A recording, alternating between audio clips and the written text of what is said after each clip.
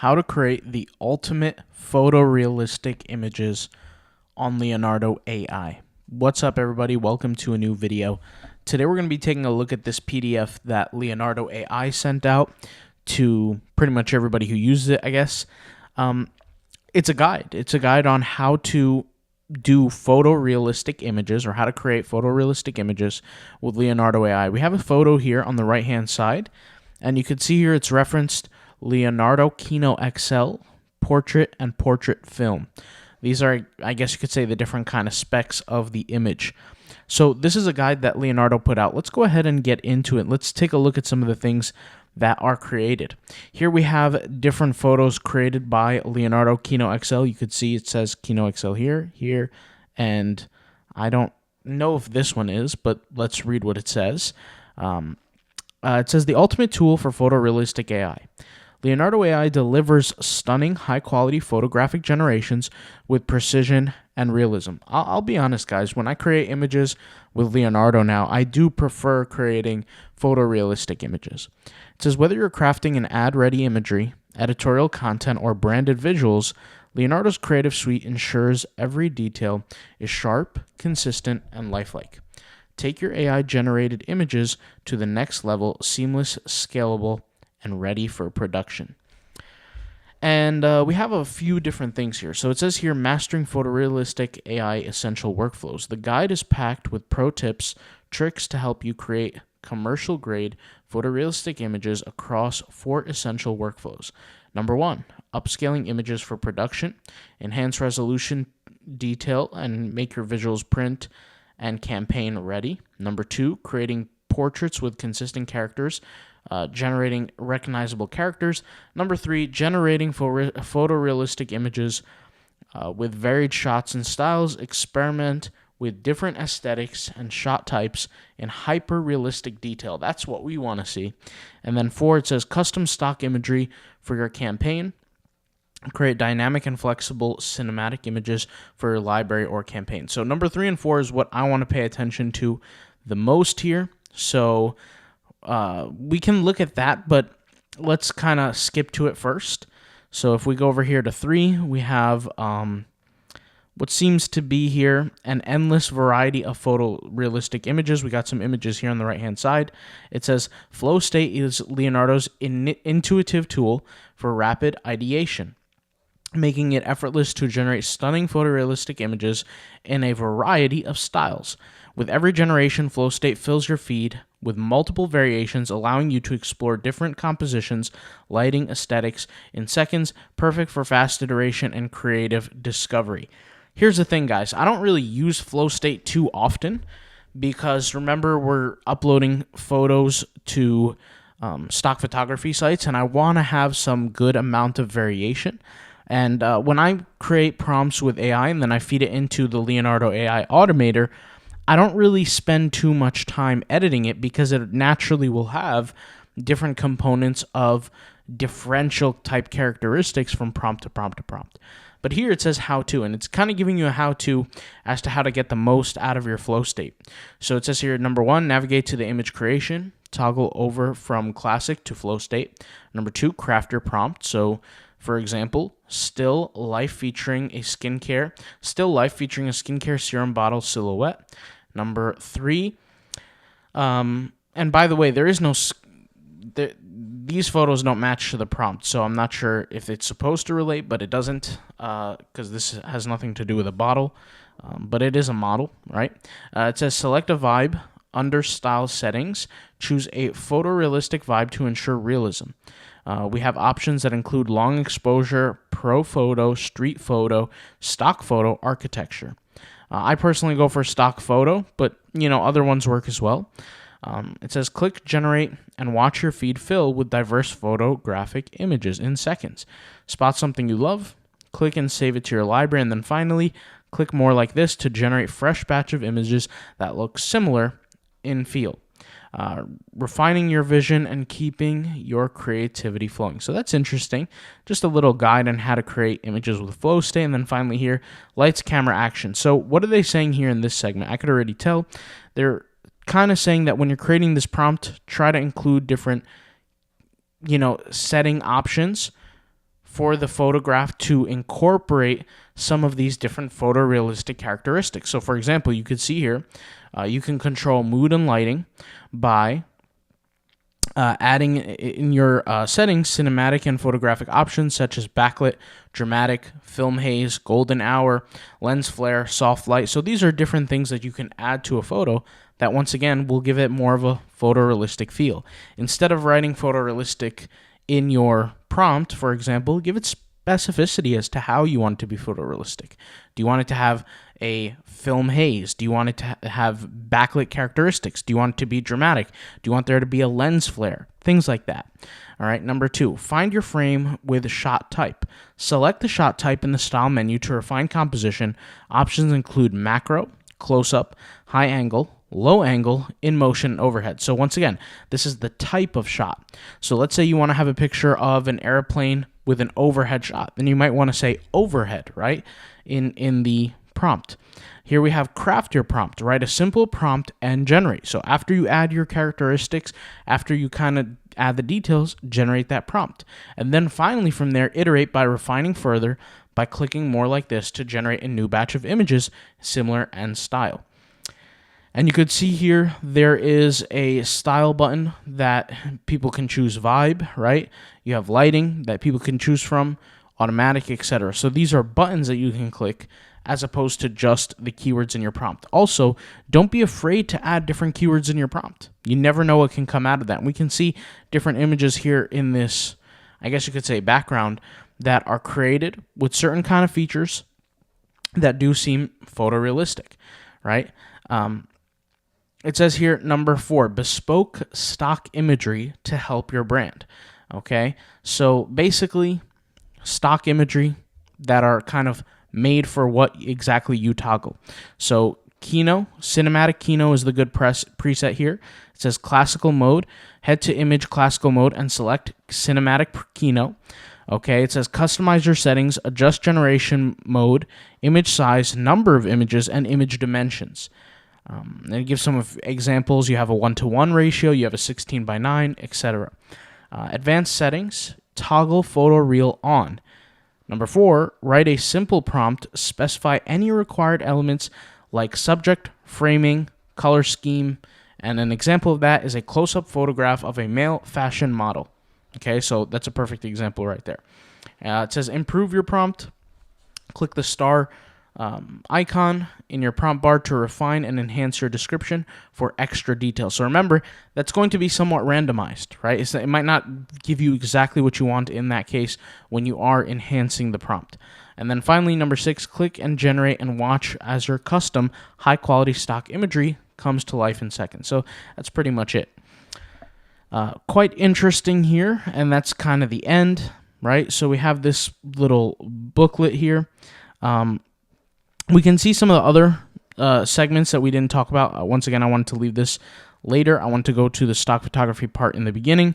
But it says here, this is for consistent characters. You just go to image creation, select the perfect portrait preset, open image guidance, and select character reference. Choose your reference image. So you're going to pick whatever image you want to use as a reference, and then you're going to create based on that more and more images. So pretty basic, right?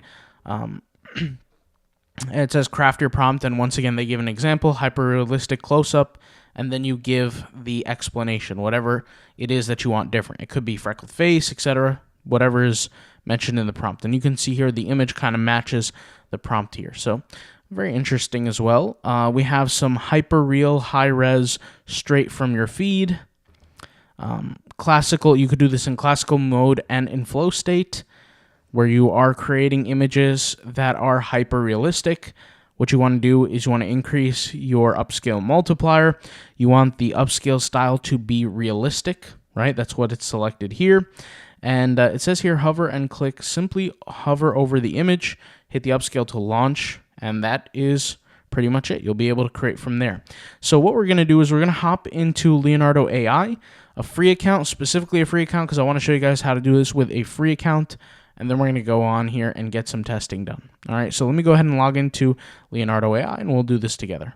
Okay, as you guys can see, I am in Leonardo AI here, and I'm currently using a free account to make this demonstration so you guys can test it out as well before you go ahead and dive in deep. So we have this free account. I only made a couple images on here before, I think for tutorial purposes. This is not an account that I really use. I haven't created many images at all on here. So let's go ahead and jump in. So what we're going to do here is we're going to kind of pick a style. Now remember, with certain kind of modes, we have the classical mode, which is, we have that legacy mode, or we have the new way to create. So you kind of pick what mode you want depending on what kind of image you want to create. In my case, I'm going to go for stock photography right here. And then what I'm going to do is I'm going to select my image dimension. I always kind of do this right away. So I'm going to go over here to more.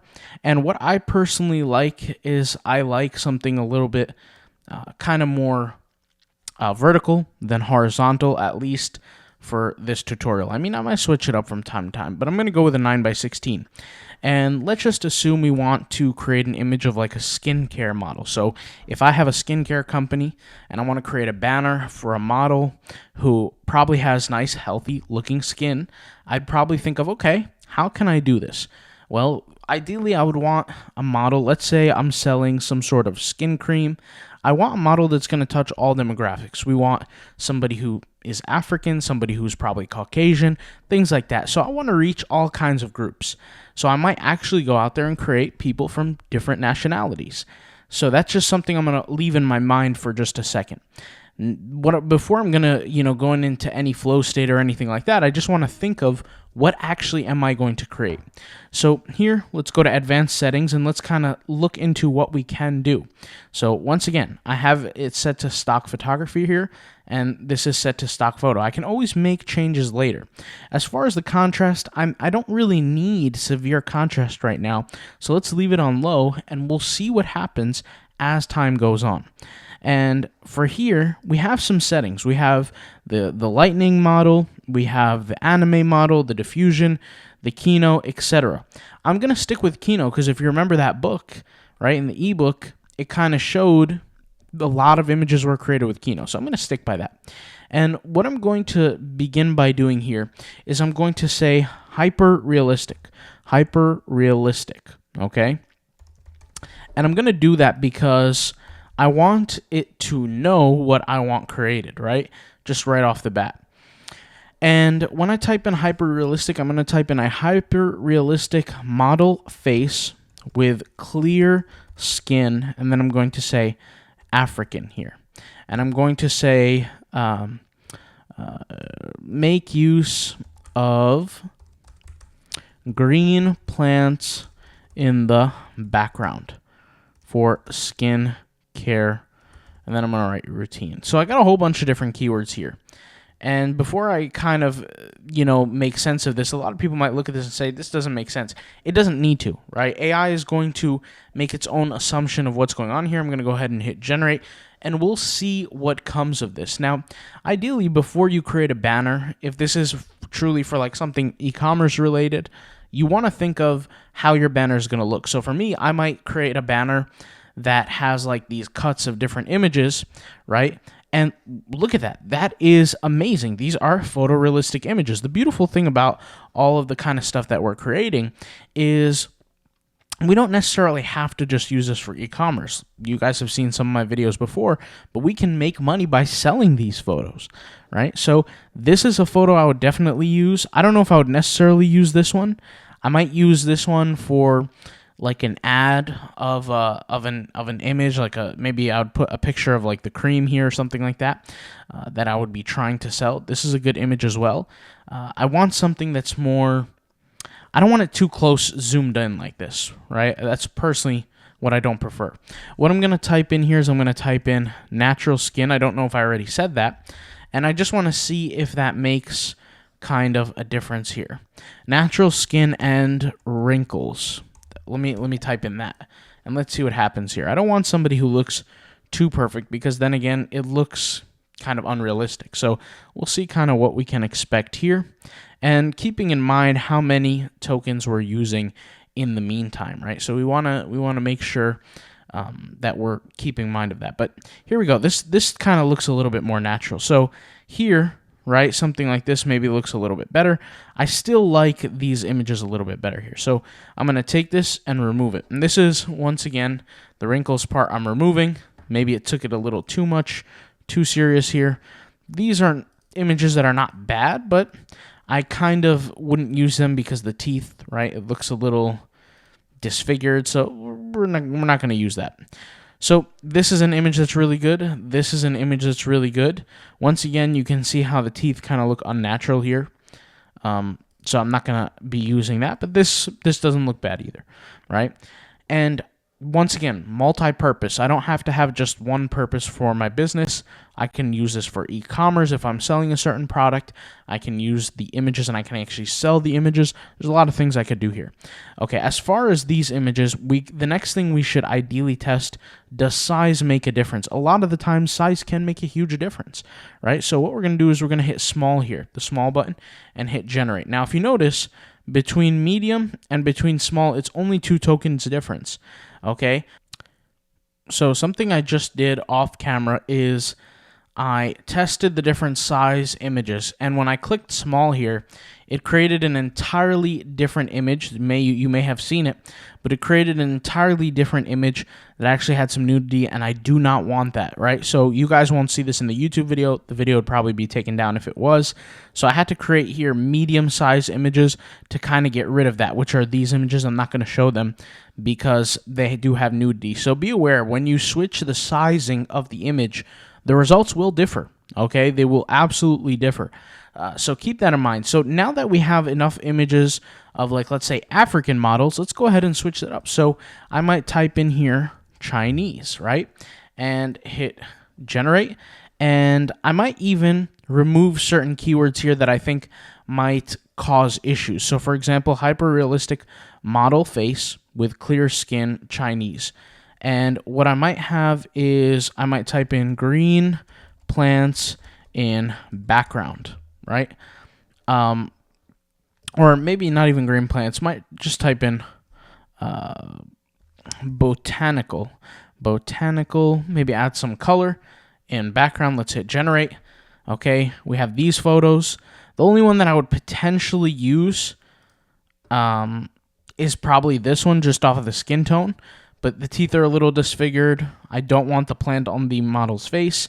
So I'm going to have to naturally create tests for different images. Okay, and that's something you might want to test as well. So this image is okay, but definitely not ideal. Let's type in pretty model, maybe. That might change certain things. Okay. And, you know, what we want to do is switch from model to model. So once again, whether you're selling these images through stock photography sites or you're building something for your own e-commerce store, this should be a guide for you to hopefully learn how to test different opportunities for yourself. So image like this looks great. At least I think so. This one looks good as well. Okay, maybe not perfect from the teeth aspect, but it's not terrible. Okay, let's see what the AI can suggest. If you're creating different images, right, you're on the free account, if that's what you're personally using. I personally don't recommend you use free. I think you should get the most out of what you use. Pay for what you use personally because you're going to have better features. But if this is what you want, I mean, you're going to use free. Just be aware you're going to be limited in certain areas. Let's go ahead and hit generate here, testing different contrast levels. And of course, we can test this little feature here where we can create a prompt or we can improve our current prompt. So I might click improve prompt here and it will generate based on that. I'll hit generate without even reading it. And let's see here what our last creation was. When we bumped up our contrast, I mean, once again, this image is okay. Maybe the model looks good, but these kind of flowers get in the way. It doesn't really look so, organized, I guess you can say that.